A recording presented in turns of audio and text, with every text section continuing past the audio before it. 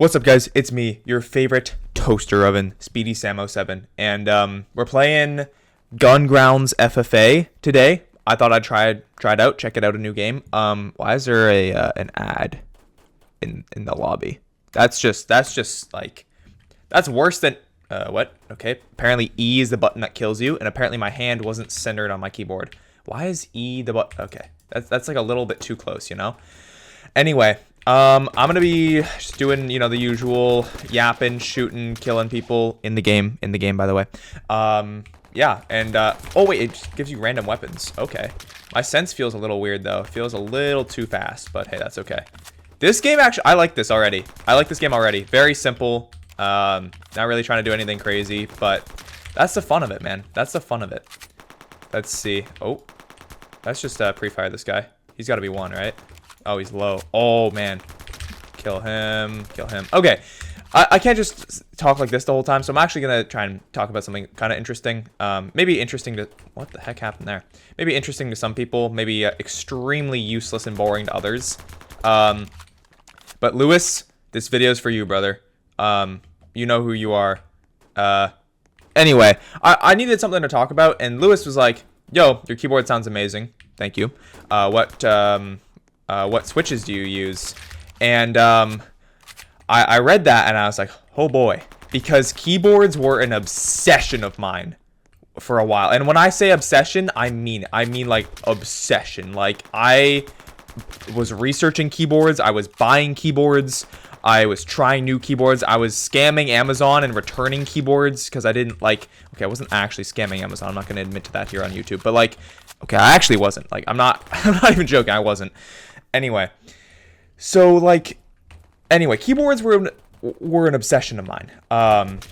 They were like, I don't know, I was obsessed. I liked there was different ones, right? Because you can get different types of switches and they sound different, they behave differently, they do different things, they feel different, right? And so I'm gonna walk you guys through the entire history of my keyboards. If you're not interested, that's okay. It'll be interesting, probably. Anyway, so I started on... Oh boy. I started on some random Logitech keyboard, and what it had... It was called... it had what's called membrane switches, which means there's a little, like, dome, basically, that you push down. Like a little silicone dome. Where is this guy going? We're playing Ring Around the Rosie here.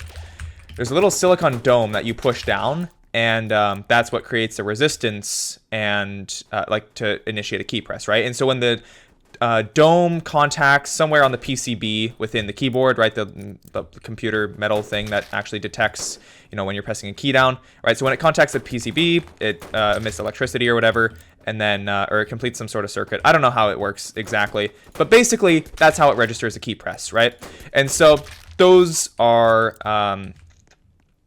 called membrane switches. Because it uses silicone, like, membrane type thing, a little dome. And so I was like, okay, well, this is good. And I had that for a couple years. And then I learned, and then I made the biggest mistake of my life, guys. I watched a video on mechanical keyboards, and I was like, oh boy, I need one ASAP. I need one now. So anyway, I went on Amazon and bought the cheapest mechanical keyboard money can find. I'm not, like, sponsored by any brands. So first of all, this isn't biased. And second of all, because who would sponsor my channel, right? I mean, like, anyway. But so I had, I went on Amazon and I bought the cheapest mechanical keyboard money can buy. And oh boy, did it suck. It was terrible. It sounded terrible. The stabilizers in, like, the big keys. So if you ever take your mechanical keyboard apart, first of all, be very careful and, do it properly because it might not go back together if you don't do it right. But also, basically in your space bar, in your shift key, and in the bigger keys on your keyboard, you have what are called stabilizers. And they're these things that help because you only have one switch, and a switch is basically a spring. So whenever I say switch, just think of a little spring inside your keyboard. So you have one switch per key. And so how do you deal with, like, a big key like a space bar that is like 7 switches wide, right? Well, what you do is you use stabilizers, and they go on the end, and they transfer the force. Even if you click right on the end of the space bar, it still registers a click, right? It still goes down on the other side. Does that make sense? So if you click far left of your space bar, it'll register on the whole space bar. and the whole thing goes down evenly. And that's thanks to stabilizers. And so if you get bad stabilizers or cheap stabilizers, they make a lot of noise and they'll rattle around because they're not properly secured or whatever, right? And so this keyboard had very bad stabilizers, and it was supposed to be a Cherry MX Blue. If you're into keyboards, you know what that means. It's a tactile switch, which means there's a noticeable bump. Can you see why I was obsessed with these? There's so much different stuff you can do with keyboards. No, I would not like to watch an ad. No, thank you. This is not a mobile game. Anyway, so I don't really care what map it is. Towers is popular. Sure, let's do towers. So anyway, I had these fake Cherry MX Blues, and they sounded horrible. They sounded terrible. And I was like, okay, well, I mean, I spent like $20 on this keyboard. That's how like bad this keyboard was. It was $20. And so I was like, all right, well, what happens if I spend, like $100, right? And I do all the research and I put my own keyboard together. So I buy like the PCB and like the housing for it separate. And then I put in the switches and I put in the keycaps I want. The keycaps are like the part that you see. They're made of PBT, which is a special type of plastic that's resistant to wear and tear. Can you guys tell I was obsessed with this stuff yet?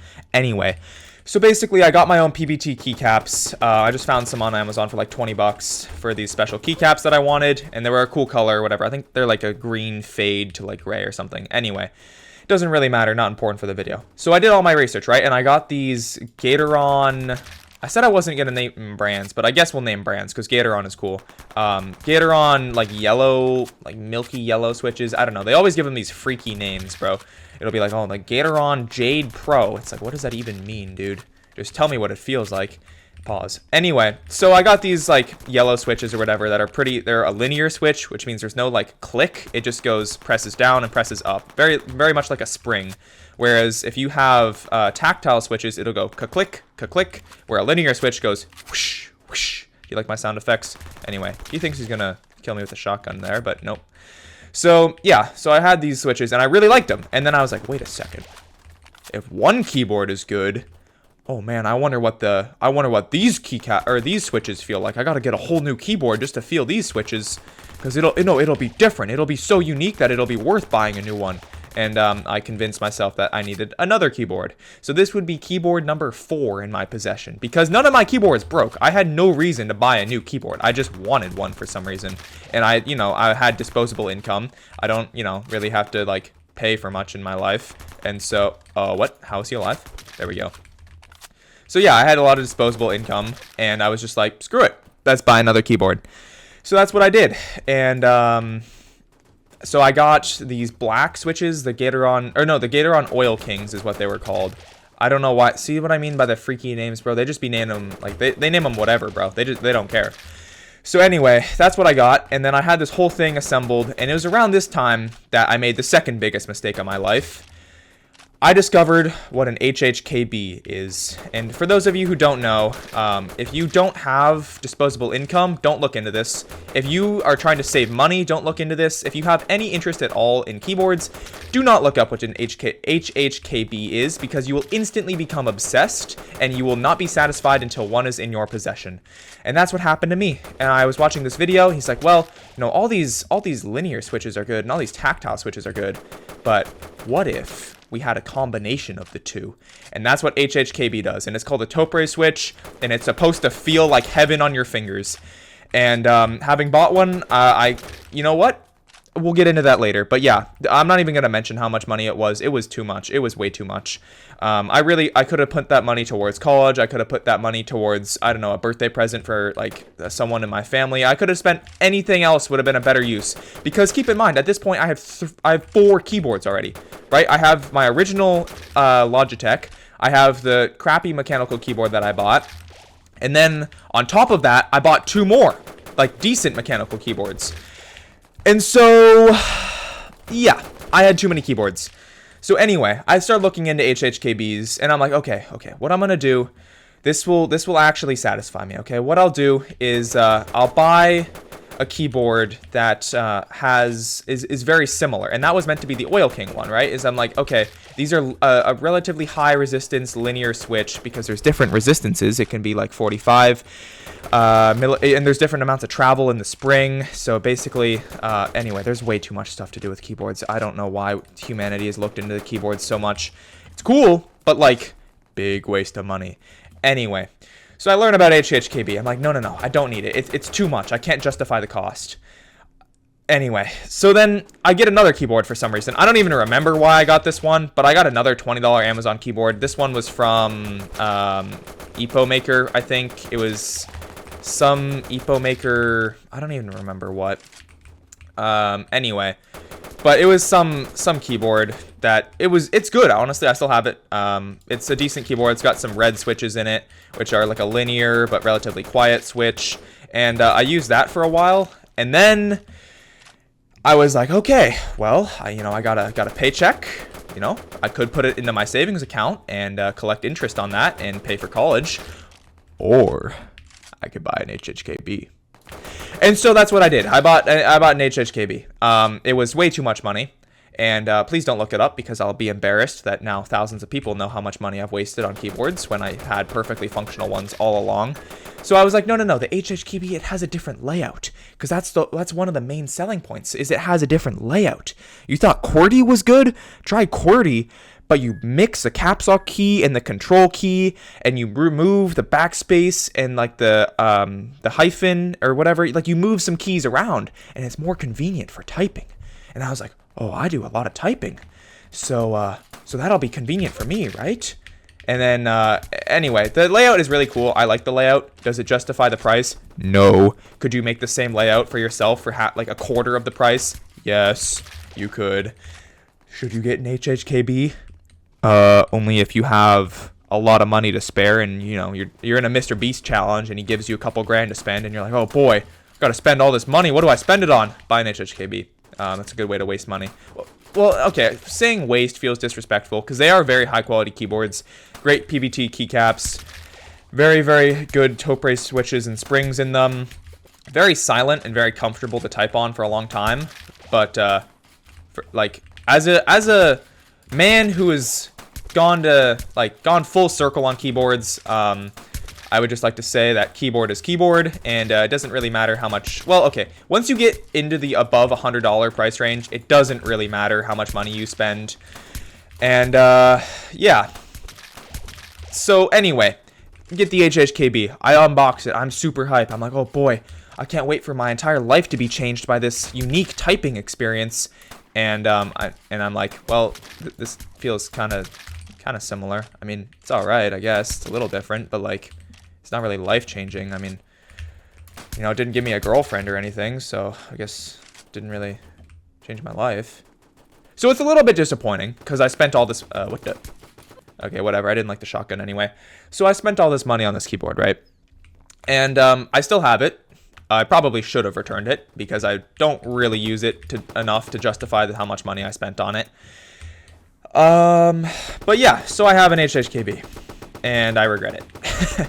Can I please hit this guy? Holy smokes, dude. There we go. So anyway, after this, I make another horrifying discovery. This was the third biggest mistake I've ever made in my life. I discovered what are Lecker switches. Basically, they're magnetic switches.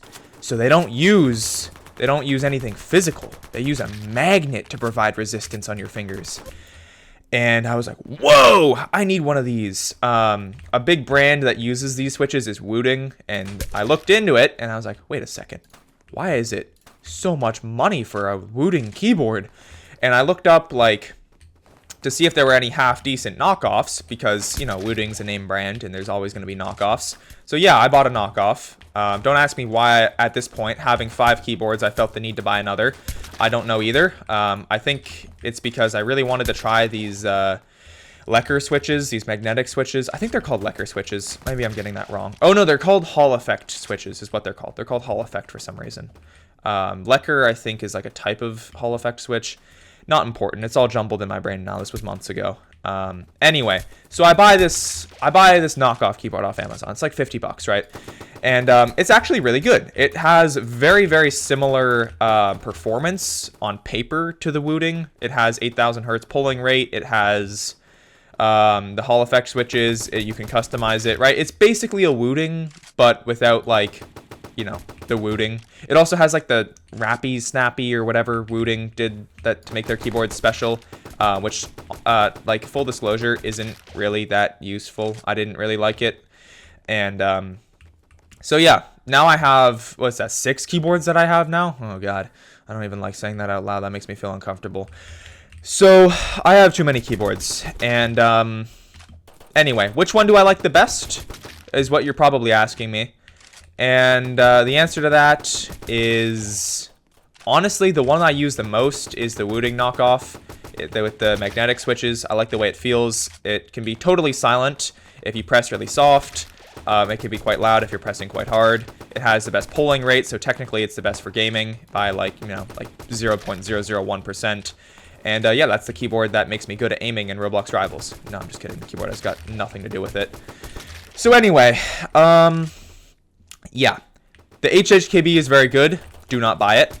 I just don't. It's not worth it. You'll never do enough typing in your life, unless, like, it's your job to write, I would say. Unless you're, like, an author, or, you know, like a journalist, or somebody, or like a programmer, somebody who does a lot of typing in their life. It's not worth it. And don't buy the $20 knockoff keyboards. Do your research first. Watch a couple YouTube videos before buying a keyboard off Amazon, because inevitably you will get one that you're not happy with, and you will need to buy like 15 more to justify it. And yeah, I mean, that pretty much sums up my obsession with keyboards and how it completely took over my life for a couple months. And my wallet is now screaming for mercy and begging me not to get into any other hobbies. Do I still want a Wooting? Yes, because they look cool. And I don't know, I just want to see what the hype's all about. Will I buy one? Probably not, because it's just not a good financial decision. Anyway. Don't even get me started on anything else, bro. I could talk about, like, mice, I guess. I've had a couple mouses. Anyway, whatever. Mice, I think, is correct. I've had a couple of the... Okay, I just didn't have my hand on my keyboard. Anyway. So, yeah, that was my obsession with keyboards summed up in about a 17-minute YouTube video. And, yeah, if you guys have any... I guess you could call it like a hyperfixation. If you guys have any things that you got really obsessed with and spent way too much money on before inevitably realizing that it was all pointless, and you could have saved a lot of money if you just did your research from day one, let me know in the comments. And yeah, it's about all from me.